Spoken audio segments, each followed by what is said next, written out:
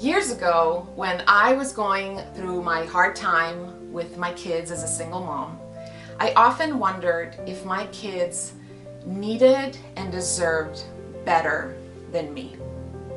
See, my kids didn't have their own bedrooms decorated in their favorite themes like a lot of their friends did.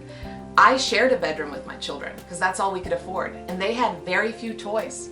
And I couldn't afford to take them to expensive places or sign them up for activities. So I just so many times thought, man, my kids would be so much better off with a different mom in a different family. I would constantly feel like I wasn't enough for them. And what's interesting is that now, years later, when my kids and I talk about that time, they don't remember what I remember. My kids don't remember the struggle and the negativity and all this bad stuff that I remember. My kids remember how fun it was to share a room with mom. My kids will bring up stuff like, Mom, remember that time when we grabbed a bunch of old blankets and you walked us to the nearby park and we had a picnic lunch? That was so fun.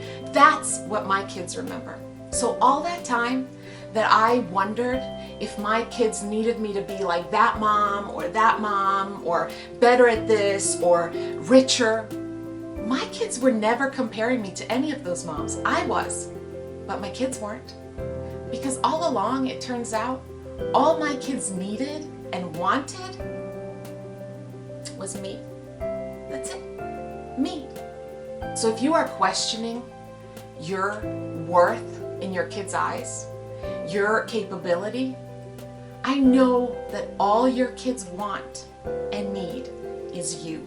So instead of stressing yourself out over all the stuff that you aren't and all the stuff that you cannot provide for your children, spend that time instead working on just being the best, happiest, healthiest version of you, because that is all your children need.